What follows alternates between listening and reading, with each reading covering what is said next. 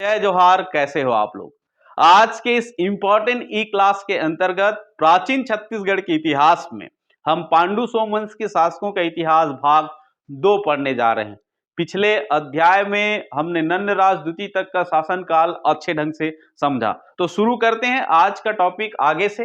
नंदराज द्वितीय के बाद इस वंश का अगला शासक जो बना है वो चंद्रगुप्त बना। अगला शासक कौन बना? चंद्रगुप्त। आइए जानते हैं इससे संबंधित कौन कौन से फैक्ट है। तो ज्यादा कुछ महत्वपूर्ण फैक्ट नहीं है। पहला, ये महाशिव तिवर देव के छोटा भाई था। किसका छोटा भाई था? महाशिव तिवर देव के। इनके बारे में जानकारी का जो प्रमुख स्रोत है वो सिरपुर अभिलेख को माना जाता है। इनसे संबंधित आपको जो भी जानकारी लेना है तो कौन सा अभिलेख से पता चलेगा? आपको सिरपुर अभिलेख से पता चलेगा। सिरपुर अभिलेख से पता चलता है कि चंद्रगुप्त का जीवन काल सामान्य नहीं था, कठिनाइयों से गुजरा हुआ था। समझ में आ गया? युग कठिनाइयों से गुजरा हुआ था। और इनके समय में जो कठिनाइयों का कारण था, सामंत लोग जो है असंतुष्ट थे। सामंती व्यवस्था की शुरुआत हो गई थी गुप्तों के बाद, और सामंत ही पूरे साम्राज्य को संभाल कर रखते थे। अगर सामंत शक्तिशाली हो जाते थे तो राजा का दमन करके नए साम्राज्य की गठन करते थे। इस प्रकार से सामंतों के ऊपर नियंत्रण स्थापित करना एक बहुत बड़ी चुनौती थी उस समय के साम्राज्य निर्माताओं को, शासकों को। तो सामंत से परेशान थे, सामंत को किसी प्रकार से संतुष्ट किए। और दूसरी इनकी परेशानी की सबसे बड़ी कारण थी लगातार जो विष्णुकोडी वंश के शासक विष्णुकोडी वंश के शासक माधव वर्मन। कौन? माधव वर्मन जो है लगातार पांडु वंश के साम्राज्य पर आक्रमण कर रहे थे, और उनसे ही लड़ाई लड़ते लड़ते इनका जो बड़ा भाई है महाशिव तिवर देव की क्या हो गई थी? मृत्यु हो गई थी। तो किसी भी प्रकार से जो माधव वर्मन के जो आक्रमण से अपने साम्राज्य को बचाने का पूरा प्रयास किसने किया? चंद्रगुप्त ने किया। इनका पूरा जीवन इसी में निकल गई। इसके बाद, इनके शासन के बाद इनका पुत्र हर्षगुप्त का शासन काल आया। आइए जानते हैं हर्षगुप्त से कौन कौन से फैक्ट है। तो इनकी उपाधि देखते हैं। तो ये प्राक महेश्वर की उपाधि धारण करते थे। किसका? प्राक महेश्वर। इससे पता चलता है कि ये शैव धर्म के उपासक थे। शिलालेख, तो महत्वपूर्ण शिलालेख है सिरपुर शिलालेख। कौन सा? सिरपुर अभिलेख या सिरपुर शिलालेख। सिरपुर अभिलेख से चंद्रगुप्त, हर्षगुप्त और महाशिवगुप्त बालार्जुन के बारे में जानकारी मिलता है। इनकी पत्नी का नाम है वास्ता देवी, और वास्ता देवी जो है सूर्यवर्मन, और सूर्यवर्मन कौन से वंश का शासक है? मौखरी वंश का शासक सूर्यवर्मन की पुत्री वास्ता देवी से इनका विवाह हुआ। समझ में आ रहा है? ज्यादा लंबे समय तक हर्षगुप्त शासन नहीं किए।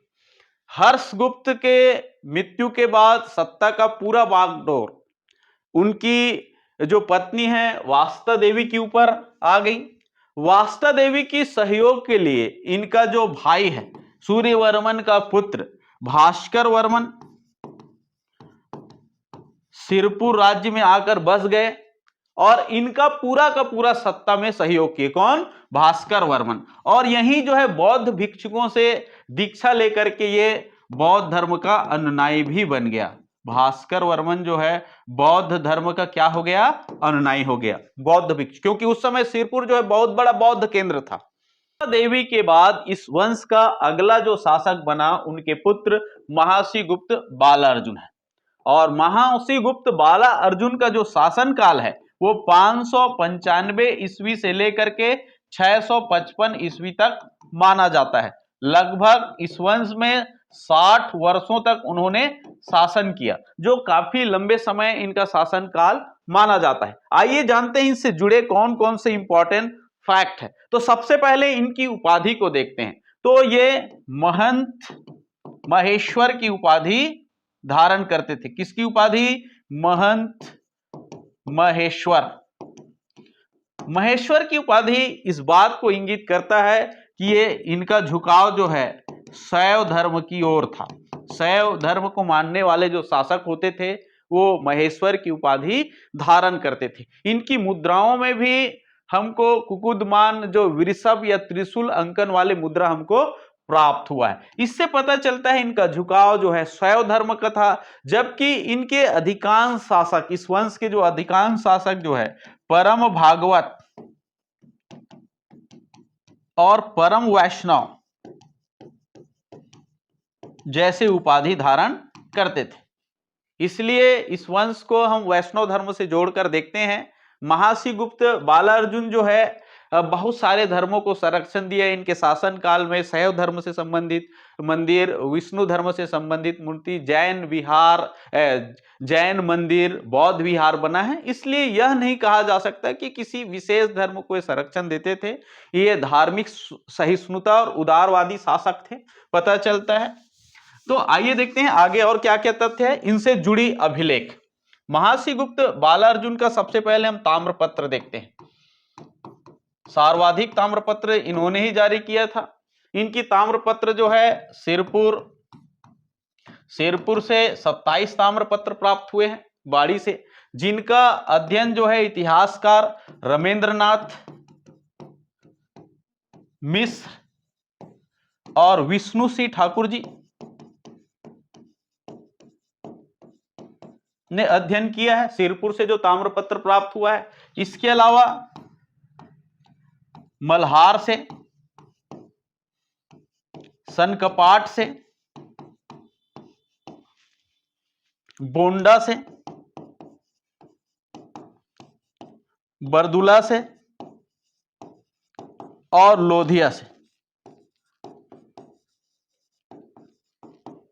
इन स्थानों से भी इनके ताम्रपत्र प्राप्त हुआ है। मल्हार से इनका 3 ताम्रपत्र प्राप्त हुआ है, बोंडा, बरदुला और लोधिया से एक एक ताम्रपत्र प्राप्त हुआ है, जिससे हमको महासी गुप्त बालार्जुन के बारे में जानकारी मिलता है। महासी गुप्त में जिसका वास्तविक नाम को अगर देखा जाए तो शिवगुप्त ही रहा होगा, क्योंकि उस समय छत्तीसगढ़ के जो शासक है, खास करके दक्षिण कौशल के शासक जो है, अपने नाम के आगे महाशब्द का प्रयोग प्रारंभ कर दिए थे। और बाला अर्जुन इसका नाम जो है इसलिए पड़ा क्योंकि बचपन से ही धनुर्विद्या में निपुण थे, इसीलिए इसको बाला अर्जुन, बाल अर्जुन जो है के समान ये धनुर्विद्या में निपुण थे बाल्यकाल से, इसलिए इसका उपाधि क्या बन गया, बाला अर्जुन। तो पूरा नाम बना इसका महासी गुप्त बाला अर्जुन। अब देखते हैं इनका जो मुद्रा है, इनकी मुद्रा जो है शक्ति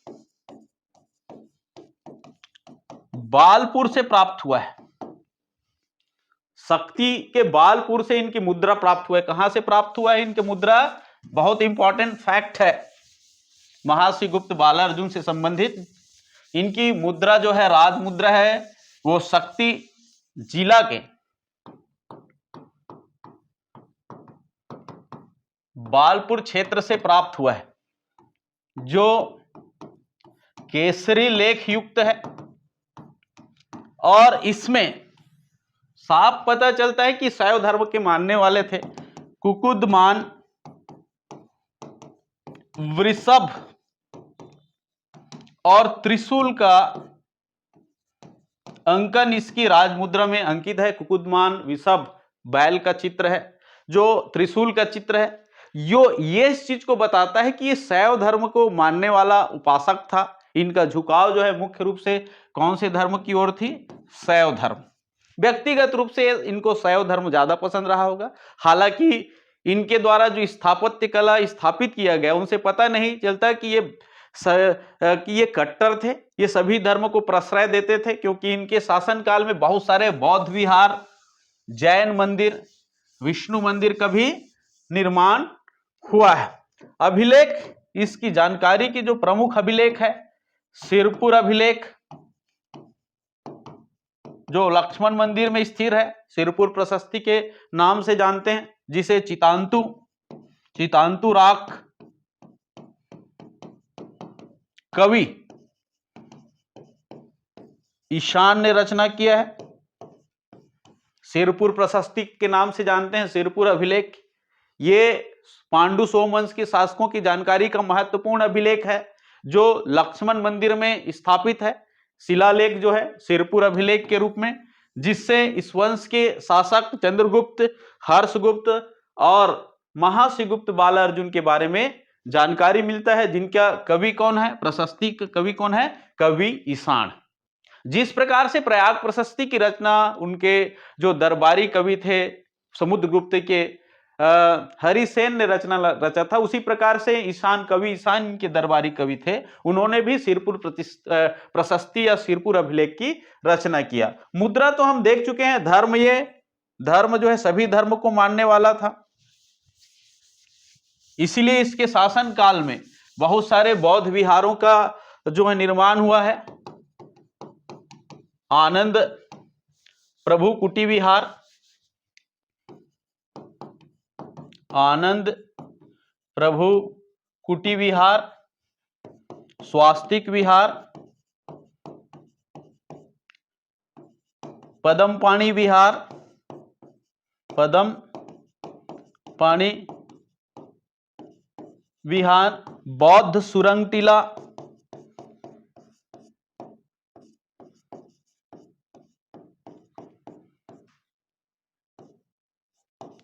भिक्षुणी विहार, भिक्षुणी विहार। बौद्ध धर्म से संबंधित बहुत सारे बौद्ध विहारों की रचना इनके शासनकाल में हुआ।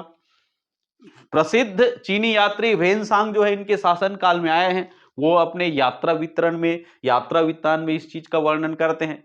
इसी प्रकार से इन्होंने राम मंदिर, बालेश्वर मंदिर, गंधेश्वर महादेव मंदिर महानदी के तट पर, गंधेश्वर महादेव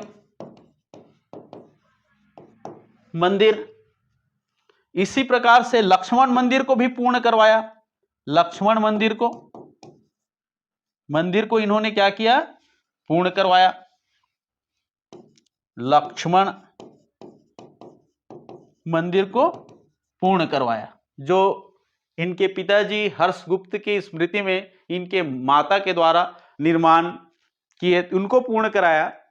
इसके अलावा जो पलारी का सिद्धेश्वर महादेव मंदिर है, सिद्धेश्वर महादेव मंदिर जो बालसमुंद तालाब के तट पर बना है, सिद्धेश्वर महादेव मंदिर पलारी, उनका भी निर्माण महाश्रीगुप्त बालार्जुन के द्वारा किया गया है। आनंद प्रभु कुटी विहार, स्वास्तिक विहार, पदम पाणी विहार, बौद्ध सुरंग टीला, भिक्षुणी विहार, राम मंदिर, बालेश्वर शिव मंदिर, गंधेश्वर महादेव मंदिर, इस लक्ष्मण मंदिर को पूर्ण कराया। सिद्धेश्वर महादेव मंदिर पलारी, ये सारी स्थापत्य कला जो है महाश्रीगुप्त बालार्जुन के शासनकाल में पूर्ण हुआ। इसलिए कला और संस्कृति के दृष्टिकोण से भी इनका जो शासनकाल, इसके अलावा जैन मंदिर का भी इन्होंने वहां निर्माण किया है। गुप्त बालार्जुन के शासनकाल की सबसे महत्वपूर्ण स्थापत्य है लक्ष्मण मंदिर सिरपुर। कौन सा मंदिर? लक्ष्मण मंदिर सिरपुर। आइए जानते हैं इससे संबंधित कौन कौन से फैक्ट है। सबसे पहले देखते हैं इनका शैली, कौन सा शैली में निर्मित है? नागर शैली में। नागर शैली में ये निर्मित है, लाल ईंटों से निर्मित है। किससे? लाल ईंटों से निर्मित है। परवर्ती गुप्त काल का उत्कृष्ट नमूना माना है इसको। परवर्ती गुप्त काल का उत्कृष्ट नमूना है। इंडियन हिस्ट्री की किताब हम देखेंगे, गुप्त काल में बहुत सारे मंदिरों का निर्माण हुआ और खास करके विष्णु और शिव की जो मंदिर निर्माण हुआ ईंटों से निर्मित हुआ। लक्ष्मण मंदिर सिरपुर भी ईंटों से निर्मित है, लाल ईंटों से। इसलिए इस नमूना को हम परवर्ती गुप्त काल के नमूना के रूप, स्थापत्य के रूप में भी देखते हैं, क्योंकि उस समय गुप्त काल का प्रभाव पूरे देश में चल रहा था। हालांकि गुप्त काल जो है मुख्य शाखा जो है पतन की ओर थी, इधर उधर उनके जो वंशज है, रिश्तेदार जो है, ये जो भी गुप्त काल है पांडु वंश, उनसे का ही कोई संबंधित सगा रहा होगा, क्योंकि उन्हीं के समान परम भागवत की उपाधि धारण करते थे, वैष्णव धर्म के ये मानने वाले थे। इनकी स्थापत्य में उस चीज की झलक होती है जो मेन चक्रवर्ती गुप्त सम्राटों की भी थी। तो परवर्ती गुप्त काल का ये उत्कृष्ट नमूना है। इनके जो शिल्पकार है ये भी इंपॉर्टेंट है। शिल्पकार, इस मंदिर के शिल्पकार है केदारनाथ राजमिस्त्री। केदारनाथ राजमिस्त्री जो है इनके शिल्पकार है। अब इससे संबंधित कुछ और फैक्ट देखते हैं तो रविन्द्रनाथ टैगोर जो है, गुरुदेव जो है, इसे अद्भुत रत्न कहा था। अद्भुत रत्न किसने कहा? टैगोर जी ने, रविन्द्रनाथ टैगोर ने। इसी प्रकार से एक अंग्रेज वास्तुकार है, ठीक, उन्होंने एडविन हेरोल्ड,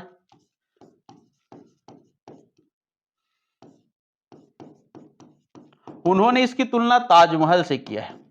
किससे किया है? ताजमहल से। ताजमहल से इसकी तुलना किया गया, क्योंकि ताजमहल भी एक स्मृति स्मारक है। मुगल बादशाह शाहजहां ने अपनी बेगम की याद में ताजमहल का निर्माण किया था। उसी प्रकार से वास्ता देवी ने अपने पति की स्मृति में लक्ष्मण मंदिर की निर्माण किया था। पूर्ण करने वाले शासन है, काल है, वो महासी गुप्त बालार्जुन का। इसी जो महासी गुप्त बालार्जुन के शासन काल में लक्ष्मण मंदिर पूर्ण हुआ। अन्य स्थापत्य में देखते हैं तो ईशान देव के शासन काल में लक्षणेश्वर मंदिर या लखनेश्वर मंदिर जो शिव मंदिर था उसका निर्माण खरौद में हुआ था, जिसको हम लाखा चाउर मंदिर के नाम से जानते हैं। 1.25 लाख छिद्र वाले युक्त वहां शिवलिंग है, तो वो शैव मंदिर है। वो लखनेश्वर मंदिर या लक्ष्मणेश्वर मंदिर जो खरौद का है वो शिव मंदिर है, और ये विष्णु जी का मंदिर है। ये किसका मंदिर है? नाम भले लक्ष्मण है, लेकिन इसके गर्भगृह में शेष नाग सैया वाले विष्णु जी की मूर्ति है। गर्भगृह में किसका मूर्ति है? विष्णु जी की मूर्ति है। ये वैष्णव संप्रदाय से संबंधित मंदिर है। इस प्रकार से जो सिरपुर है महासी गुप्त बालार्जुन के शासन काल में ये स्थापत्य कला के क्षेत्र में पूरा भर गया था, इसलिए इनके शासन काल को स्वर्ण काल माना जाता है। चीनी यात्री वेनसांग के यात्रा विवरण, क्योंकि चीनी यात्री वेनसांग जो इसके शासन काल में आए थे 639 ईस्वी में, यह भी इंपॉर्टेंट प्रश्न बनता है। इनके शासन काल में 639 ईस्वी में दक्षिण कौशल का यात्रा किसने किया है? वेनसांग ने। हमने और भी इसके बारे में पढ़ा है। वेनसांग अपने यात्रा विवरण में लिखता है, किस में लिखता है? यात्रा विवरण में लिखता है कि यहां पर उन्होंने सिरपुर में 100 संघाराम बौद्ध विहारों को देखा था जहां 10,000 भिक्षु निवास करते थे। इसके अलावा उन्होंने यहां 70 देवालय मतलब देव मंदिर को भी यहां देखा था, निर्मित था। ये सारे मंदिर जो है उस समय बनकर तैयार हो गए रहे होंगे जब वेनसांग अपनी यात्रा के दौरान सिरपुर आए थे। उन्होंने कई बौद्ध प्रतिमाएं, बौद्ध विहारों को यहां देखा था। कहां देखा था? सिरपुर में। तो इस प्रकार से ये सोम पांडु वंश का इतिहास छत्तीसगढ़ के दक्षिण कौशल के इतिहास में स्वर्ण काल माना जाता है, खास करके महासी गुप्त बालार्जुन का शासन काल। आज का जो वीडियो लेक्चर यहीं पर समाप्त होता है। आज का टॉपिक आपको कैसे लगा हमें कमेंट्स बॉक्स पर लिखकर जरूर बताएं। जय हिंद, जय भारत, जय छत्तीसगढ़।